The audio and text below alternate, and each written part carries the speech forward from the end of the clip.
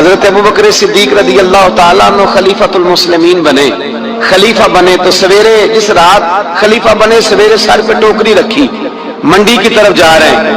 حضرت عمر فاروق رضی اللہ تعالیٰ عنہ مولا علی شیر خدا کو کسی نے بتایا کہ وہ تمہارا خلیفہ تو جا رہا ہے مزدوری کرنے، وہ تو جا رہا ہے کمائی کرنے۔ حضرت علی شیر خدا مولا کائنات جناب فاروق اعظم دونوں نے رستے میں روکا کہ ابو بکر کہاں جا رہے ہو؟ فرمانے لگے کام کرنے جا رہا ہوں، مزدوری کروں گا، منڈی میں جاؤں گا، تجارت کرتا تھا اس کو جاری رکھوں گا، بچوں کا پیٹ بھی تو پالنا ہے۔ اب تمہاری حکومت کے پیچھے بچے تو نہیں نا بھوکے مروا لینے، میں نے کچھ کرنا تو ہے۔ حضرت عمر کہنے لگے چلا آ کے بیٹھ، ہم صحابہ کو اکٹھا کرتے ہیں اور مال غنیمت سے تیرا وظیفہ لگاتے ہیں، آپ کو وظیفہ ملے گا مانا۔ تو آپ بیٹھ کر کے مسجد میں تو ڈیوٹی کریں۔ بیٹھ گئے، مشاورت ہوئی تو حضرت ابو بکر صدیق رضی اللہ تعالیٰ پوچھنے لگے جناب بتلائیے آپ کا کتنا وظیفہ لگایا جائے؟ تو حضرت ابو بکر صدیق فرمانے لگے اتنا لگا دو جتنی ایک مزدور کی تنخواہ ہوتی ہے۔ تو ایک صحابی بول کے بڑے میٹھے اور دھیمے لہجے میں کہنے لگے ابو بکر اگر تیرا گزارا نہ ہوا تو، اگر تیرا گزارا نہ ہوا تو حضرت ابو بکر صدیق فرمانے لگے اگر میرا گزارا نہ ہوا تو میں مزدوروں کی تنخواہ میں اضافہ کر دوں گا، اگر مزدوروں کے گھر چلنے لگیں گے تو میرا بھی چلے گا، میں ان کی تنخواہیں بڑھاؤں گا صرف اپنی۔ تو مزدور کے حقوق کا تعین کیا۔ سب سے پہلے تو میرے نبی پاک علیہ السلام نے منع فرمایا، فرمایا جس کو مزدوری پر رکھو پہلے اس کے ساتھ اجرت طے کرو۔ حضور صلی اللہ علیہ وسلم نے فرمایا جب تک اجرت واضح نہ ہو جاؤ کسی کو کام پر، جب تک اجرت واضح نہ ہو جائے مکمل نہ ہو جائے کہ کیا دینا ہے طے کرے، کیا لوگ جو جناب دے دیں گے لے لوں گا، شریعت اس کو پسند نہیں کرتی، محبوب نہیں رکھتی۔ پہلے اس کے ساتھ پہلا حق مزدور کو یہ دیا کہ اس کی اجرت پہلے، بولیے اجرت پہلے اجرت طے ہوگی، یہ پہلا حق ہے۔ اور مزدور کا دوسرا حق کیا بیان کیا میرے نبی پاک نے؟ فرمایا جب، اور یہ ایسی اعلیٰ بات ہے کہ جتنے حقوق لکھنے والے ہیں نا، جتنے بین الاقوامی سطح پر انسانی حقوق کا چارٹر بنانے والے ہیں، وہ کہتے ہیں کہ یہ ایسا نقطہ حضور نے بیان کر دیا ہے کہ اس سے آگے کو بڑھ ہی نہیں سکتا، یہ ایسی بات ہے کہ جس کی شرح بھی کوئی نہیں کر سکتا۔ میرے حبیب کریم علیہ السلام نے فرمایا پہلے طے کرو، اور کیا خوبصورت لفظ ہے، قانون بنا دیا۔ فرمایا جب مزدور مزدوری کر لے تو اس کا پسینہ خشک ہونے سے پہلے اسے ادا کر دینا، اس کا پسینہ خشک ہونے سے پہلے اسے اس کی مزدوری دے دو۔ ایک صحابی اپنے خادم غلام کو مار رہے تھے تو میرے نبی پاک تشریف لائے، فرمایا کیوں اسے مار رہا ہے؟ حضور غلطیاں بڑی کرتا ہے۔ تو نبی پاک نے فرمایا جتنا تجھے اس پر اختیار ہے نا اس سے کہیں بڑھ کر میرے رب کو تیرے اوپر بڑا اختیار ہے۔ کہ حضور یہ بڑی غلطی کرتا ہے میں آخر کتنا معاف کروں؟ تو حضور نے فرمایا اتنا معاف کر جتنا میرا رب تجھے معاف فرماتا ہے۔ پتہ ہے تیری صبح سے لے کر شام تک کتنی کوتاہیاں، درگزر کا حکم دیا۔ پہلا حق یہ دیا مزدوری طے کرو، دوسرا حق یہ دیا پسینہ خشک ہونے سے پہلے ادا کرو، تیسرا حق یہ دیا کہ اس سے درگزر کرو، غلطی ہو جائے تو درگزر کرو۔ تو یا رسول اللہ مزدوری کتنی دیں؟ میرے نبی پاک بخاری مسلم حضور سید عالم صلی اللہ علیہ وسلم نے فرمایا مزدور کا حق بیان کیا نبی پاک نے، اور ایک بات ارشاد فرمائی تو اس کے اندر کئی پہلو، ایک حدیث میں کئی پہلو بیان فرمائے۔ حبیب پاک نے فرمایا جیسا تم کھاتے ہو ویسا ہی اسے، بھائی بس ختم ہو گئی بات۔ اتنی بڑی بات کر دی سرکار نے۔ کبھی دیکھا ہے آپ نے کہ مزدور کو ایسے کھلایا جا رہا ہو جیسا مالی کھا رہے ہیں؟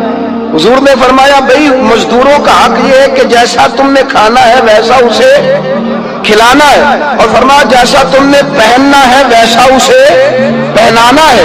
اور پھر میرے حبیب کریم علیہ السلام نے ارشاد فرمایا اس کی ہمت سے بڑھ کر تم اس پر بوجھ نہیں ڈال سکتے، جتنا کام وہ کر نہیں سکتا اتنا تم اسے دے نہیں سکتے۔ اور فرمایا اگر اتنا کام دینا ہے جو اس کی ہمت سے زیادہ ہے تو میں اس کے مالک کو کہتا ہوں وہ بھی اٹھ کے مزدور کے ساتھ کام پہ لگ جائے، اٹھے اس کے ساتھ کام میں شریک ہو جائے۔ مزدوری کا بھی تعین فرمایا، اور پھر اس کو کام کس مقدار کا دینا ہے، مزدور کو کس قدر زیادہ اس پر بوجھ ڈالا جائے گا، یہ بھی مصطفیٰ کریم نے بیان فرمایا۔ فرمایا جو لا یکلف اللہ نفسا الا وسعہا، اللہ بھی تم پر وہ بوجھ نہیں ڈالتا جو تم اٹھا نہیں سکتے. تو کسی مزدور کو تم ایسا کام نہیں بتاؤ گے. حضرت عثمان غنی رضی اللہ تعالیٰ عنہ ایک دن حضرت عمر فاروق سے کہنے لگے عمر بس کر دے یار، تیرے بعد بھی تو لوگوں نے خلیفہ بننا ہے، کیسے کوئی تیرے رستے پہ چلے گا. تو حضرت عثمان غنی سے جناب عمر کہنے لگے کیا ہو گیا؟ آپ فرمانے لگے کل میں دیکھ رہا تھا کہ لوگ باغ میں مزدوری کر رہے تھے اور آپ امیر المومنین ہو کے ان کا ہاتھ بٹا رہے تھے. تو حضرت عمر کہنے لگے بوڑھے تھے، بیمار تھے، مزدوری کر رہے تھے تو پسینہ بہہ رہا تھا، کیا ہو گیا اگر تھوڑا سا میں نے ساتھ دے دیا؟ حضرت جناب سیدنا فاروق اعظم یہ لفظ کہتے ہوئے رو پڑے. آپ فرمانے لگے میں کسی بادشاہ کا شہزادہ نہیں، میں بھی اسی باپ کا بیٹا ہوں جو اونٹ چرا کے گزارا کیا کرتا تھا. میں نے آگے بڑھ کے لوگ حیثیت بھول جاتے، اپنی حیثیت بھول جاتے. اللہ تبارک و تعالیٰ جب کچھ عطا کرتا ہے ان کا رویہ اپنے ماتحتوں کے ساتھ اتنا سخت اور جابرانہ آمرانہ ہو جاتا ہے، اس قدر زیادہ ان کے لب و لہجے میں کڑواہٹ آ جاتی ہے، اس قدر زیادہ ان کی طبیعتوں کے اندر سختی اور غرور بھر جاتا ہے کہ وہ احساس ہی نہیں کرتے کہ جو سامنے بیٹھا ہے وہ بڑا ایک دکھی انسان ہے اور وہ تکلیف میں ہے، وہ آزمائش میں اپنے آپ کو مبتلا سمجھ رہا ہے. حضرت ابو ذر غفاری رضی اللہ تعالیٰ عنہ فرماتے ہیں میں اپنے ماتحتوں کے حق میں بڑا سخت تھا، سخت تھی میری طبیعت، میرے غلاموں کی جرت ہی نہیں تھی کہ وہ میرے سامنے گفتگو کر سکیں اور ٹھہر بھی سکیں. فرماتے ہیں جس دن میں کلمہ پڑھنے گیا، جس دن میں حضور کی بارگاہ میں، تو میں نے کہا حضور کوئی خاص نصیحت؟ تو نبی پاک نے فرمایا میری نصیحت تیرے لیے یہ ہے کہ جیسا تو نے کھانا ہے ویسا ہی غلام کو کھلانا ہے، جیسا تو نے پہننا ہے ویسا ہی غلام کو پہنانا ہے. حضرت ابو ذر کہتے ہیں جو میرے اندر کمی تھی وہی میرے نبی نے نصیحت کر دی، جو میرے اندر کوتاہی تھی وہی غیب جاننے والے رسول نے بتلا دی. فرماتے ہیں میں گھر گیا، جب میں جاتا تھا تو ملازموں کا سانس خشک ہو جاتا تھا، وہ کانپنے ہانپنے لگتے تھے کہ جانے اب یہ کیا کرے گا. حضرت ابو ذر غفاری فرماتے میں گیا، ایک شخص سے میں نے کہا کھانا پکاؤ، کھانا پکایا، دسترخوان پہ لگایا اور اپنے سارے ملازموں کو کہا آؤ یار میرے ساتھ بیٹھ کے روٹی کھاؤ، آؤ سارے میرے ساتھ بیٹھ کے کھانا کھاؤ. فرماتے ہیں انہوں نے کھانا کھایا، پھر میں ان کو بازار لے گیا، جیسے کپڑے میں پہنتا تھا ویسے میں نے ان کے لیے بھی خریدے. فرماتے ہیں میرے غلام کہنے لگے آقا خیر تو ہے نا، خیریت تو ہے نا، کیا ہوا؟ مزاج مبارک تو ٹھیک ہے، کیا ہو گیا؟ اور یہ جو ہم فضا کو اتنا خوبصورت دیکھ رہے ہیں اور یہ جو ہم اتنی پیاری ریم جھیم برستی دیکھ رہے ہیں یہ جاری رہے گی یا ایک دن کی ہے؟ تو حضرت ابو ذر غفاری رو پڑے، کہنے لگے اب تمہیں ابو ذر غفاری بدلا ہوا ملے گا، اس لیے کہ اب میں وہ نہیں رہا، اب میں رسول اللہ کا کلمہ پڑھ کے غلام مصطفیٰ بن گیا ہوں، اب میں بدل گیا ہوں، میری طبیعت بدل گئی. غلاموں کے حق میں حضرت مولا علی شیر خدا غلام کو لے کر کے گئے دکان پر، حضرت مولا علی غلام کو لے کر گئے کپڑے کی دکان پر، 2 جوڑے خریدے، ایک کم قیمت کا ایک زیادہ قیمت کا، ایک کم قیمت کا ایک زیادہ قیمت کا، 2 جوڑے خریدے. جب واپس لوٹے تو غلام سے کہنے لگے تو اپنا لے لے. غلام کو پتا تھا کہ اس زمانے میں ہوتا کیا تھا، اس نے کم قیمت کا جوڑا اٹھایا. حضرت علی فرمانے لگے عجیب آدمی ہے، یہ تو تیرا نہیں یہ تو میرا ہے.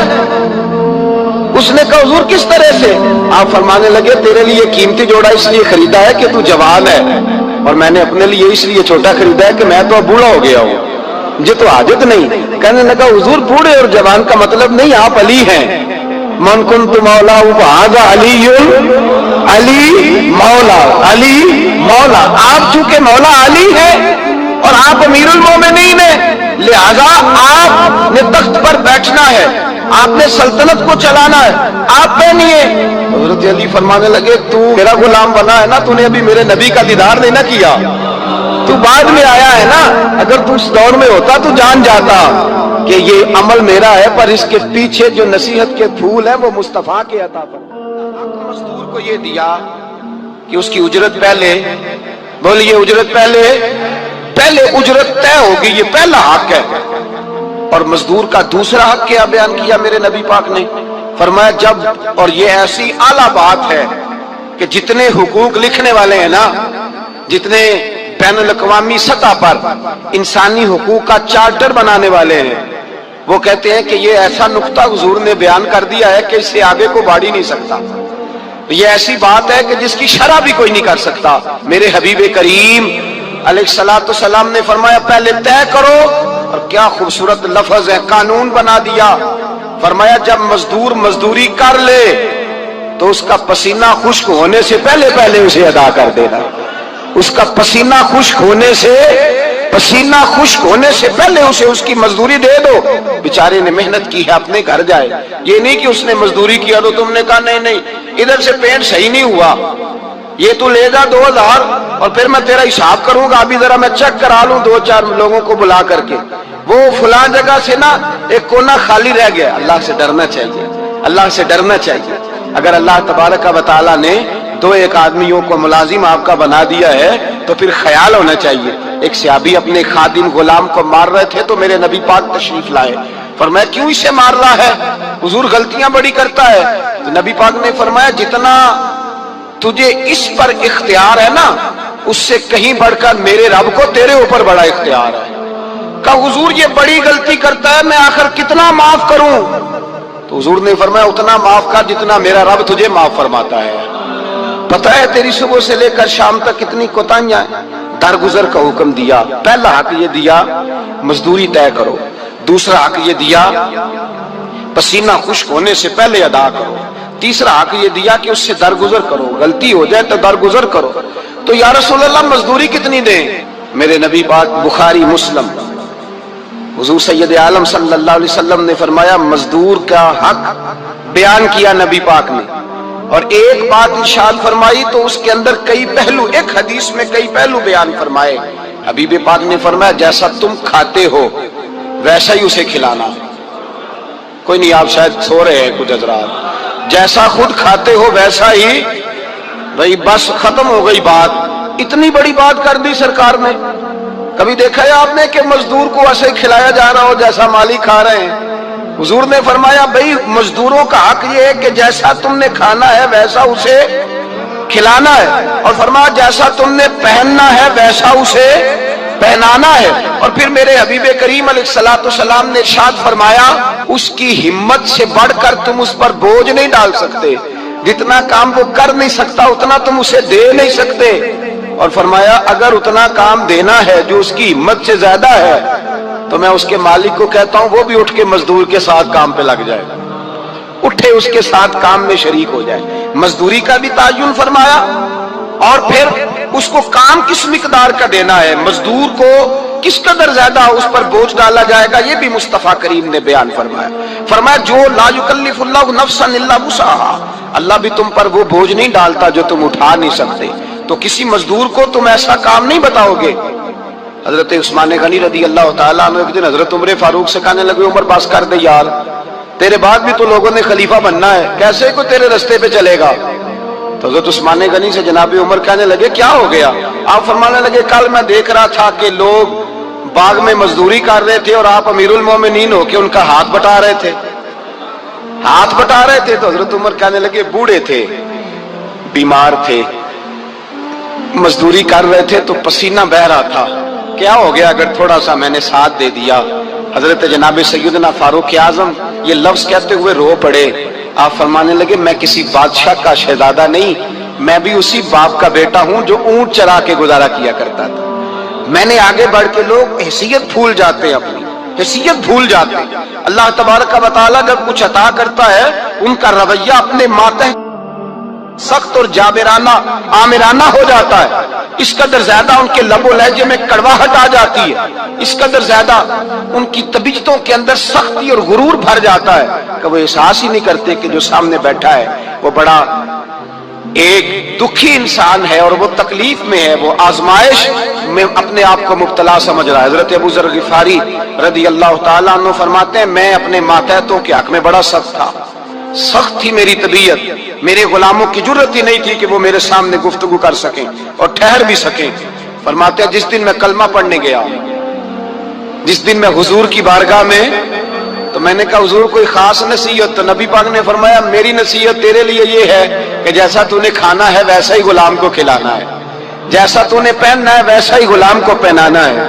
حضرت ابو ذر کہتے ہیں جو میرے اندر کمی تھی وہی میرے نبی نے نصیحت کر دی، جو میرے اندر کوتاہی تھی وہی غیب جاننے والے رسول نے بتلا دی. فرماتے میں گھر گیا، جب میں جاتا تھا تو ملازموں کا सांस खुश्क हो जाता था, वो कांपने हाँपने लगते थे कि जाने अब ये क्या करेगा।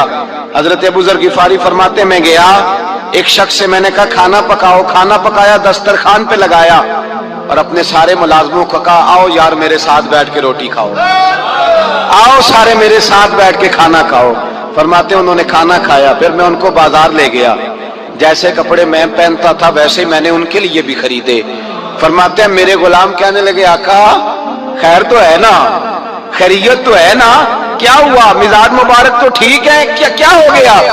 और ये जो हम फिजा को इतना खूबसूरत देख रहे हैं और ये जो हम इतनी प्यारी रिमझिम बरसती देख रहे हैं, ये जारी रहेगी या एक दिन की है। मदीने में अबू बकर सिद्दीक रोज रात को जाके उसके घर का काम काज करके आते। काम बताऊं क्या था उसका, याद रहे आप लोग? उस जमाने में ना लोग बाथरूम घर में बना लेते थे, शायद पुराने लोगों ने देखे हो, वो उसके अंदर ही पेशाब पखाना रहता था। वो आते थे मुलाजिम तो वो उठा के बाहर फेंका करते थे। वो बीबी घर के अंदर पेशाब करती, नबीना है, वारिस कोई नहीं। अबू बकर सिद्दीक आते, अमीर आदमी, और उसका वो पखाना पेशाब उठा के बाहर फेंक के आते, फिर उसके घड़े में पानी भर के लाते, फिर उसके घर में झाड़ू देते, फिर उस बूढ़ी औरत को खाना खिलाते, फिर उसको खर्चा देते, फिर उसको कहते कि फला आदमी की तेरे पड़ोसी की मैंने ड्यूटी लगा दी है, जरूरत हो तो तू उसको कह देना। बड़ा ही जमाना खिदमत की। एक दिन हज़रत उमर फारूक उस बीबी के दरवाजे पे चले गए, दस्तक दी, उसने कहा कौन है दरवाजे का? मैं उमर फारूक हूं, उमर बिन खत्ताब हूं, पता चला है आप नवारिस हैं, मेरा दिल करता है मैं आपके घर का काम काज कर दिया करूं। तो बीबी कहने लगी नहीं, एक बंदा आता है कई सालों से वो कर रहा है, मुझे वही ठीक है। एक आता है बड़े सालों से काम करता है, वही ठीक है। तो वो उमर कहने लगे मैंने भी काम ही करना है, कुछ उससे करा ले, कुछ मुझे मौका दे दे नेकी का। कहने लगी नहीं वही ठीक है। तो फरमाने लगे मेरे अंदर क्या नुक्स नजर आया है, अम्मा जी मुझे भी टाइम दे। तो बीबी कहने लगी नहीं वही सही है। हजरत उमर जज्बाती आदमी थे, जलाली आदमी थे, कहने लगे मैंने कहा नहीं मुझे बताओ मैं क्यों नहीं कर सकता। तो बूढ़ी अम्मा कहने लगी तुझ में और उसमें फर्क ही बड़ा है। कहा वो क्यों?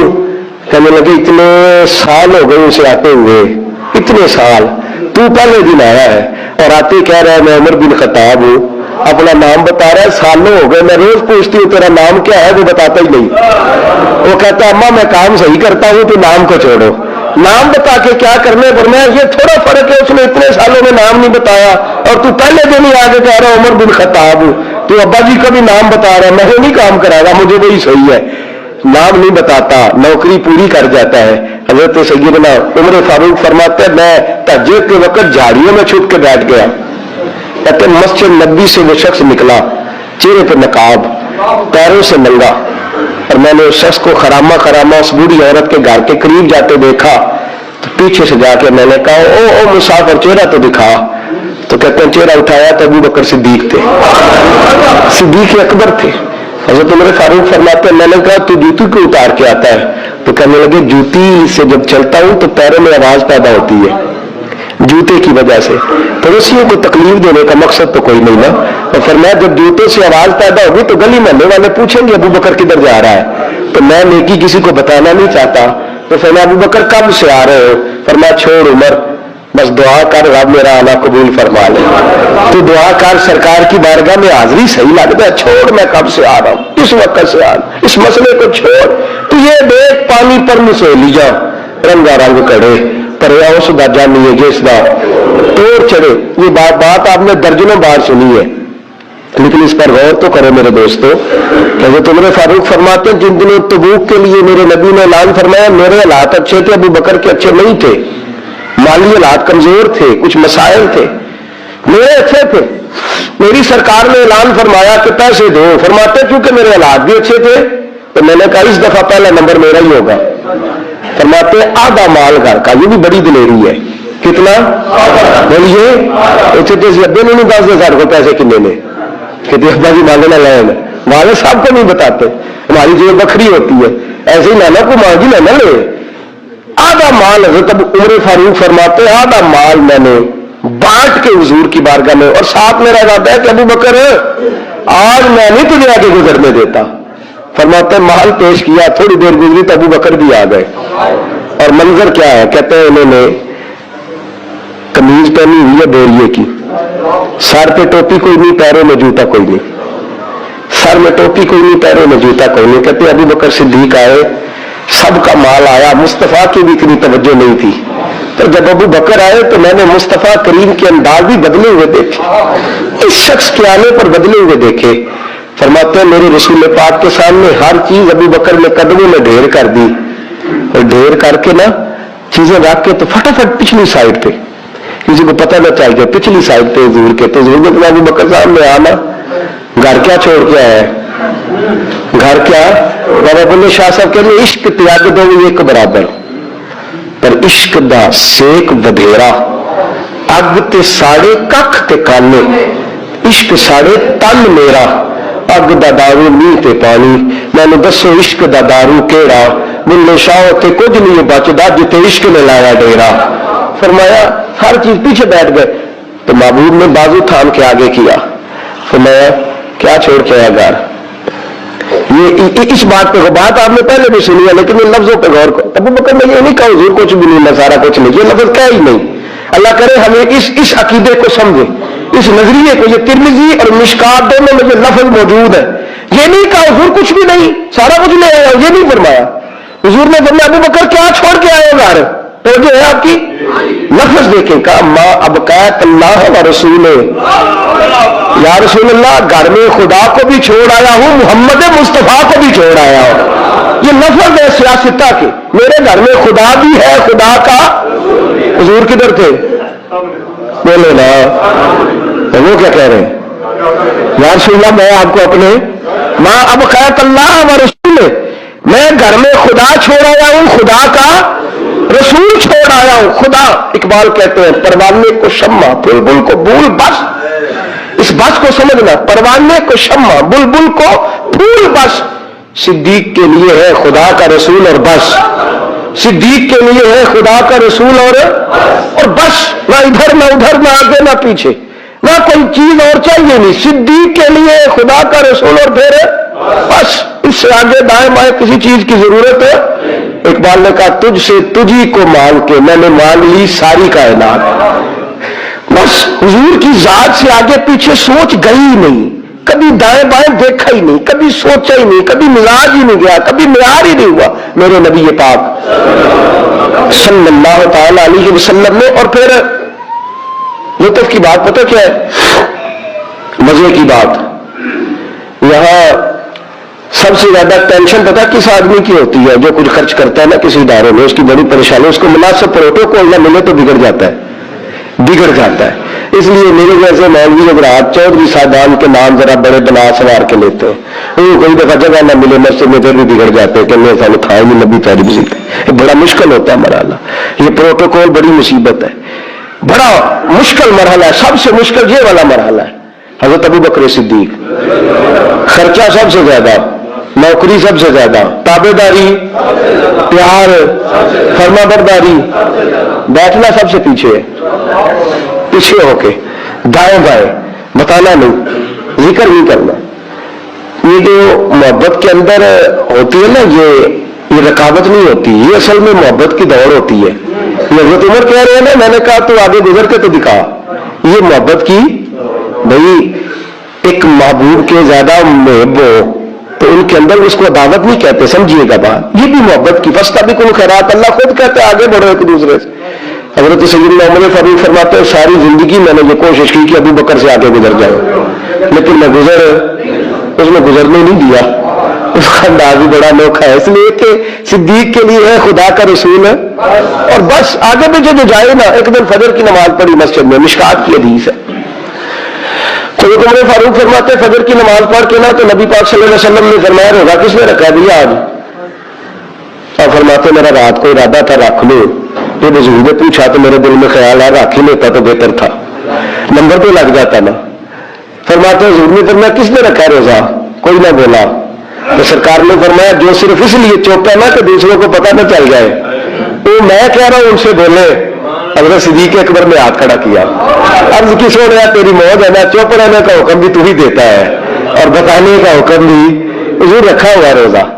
हज़रत सैयदना उमर फारूक कहते हैं میں نے بڑا گور کے دیکھا, میں نے کہا لنگن نہیں دینا بھائی اگے, حد ہو گئی ہے. خیر کہتے ہیں تھوڑی دیر فجر کی نماز پڑھی مسجد میں. اللہ کے رسول نے فرمایا یہ بتاؤ کسی نے آج کسی بیمار کی تیمارداری کی ہے؟ آج ٹائم کیا ہے؟ بولے سارے بولیے. فجر کی وقت کسی نے تیمارداری کی ہے؟ تو حضرت عمر کہتے ہیں سارے چپ تھے, میں بول پڑا, میں نے کہا حضور ابھی تو فجر ہوئی ہے, بسوں سے جائیں گے تو تیمارداری بھی کر لیں گے. حضور فجر کے وقت. تو نبی پاک مسکرا کے فرمانے لگے عمر تو ذرا چپ تو کر. کہتے ہیں میں خاموش ہو گیا. تو حضور نے فرمایا جو چپ ہے نا کسی کو پتہ نہ چل جائے وہ بولے. تو حضرت ابو بکر صدیق نے ہاتھ کھڑا کیا, عرض کرنے لگے یا رسول اللہ صلی اللہ علیہ وسلم 3 دن سے عبد الرحمن ابن عوف نماز پڑھنے نہیں آ رہے تھے مسجد میں. تو آقا میں نے رات کو پتہ کیا تو مجھے پتہ چلا وہ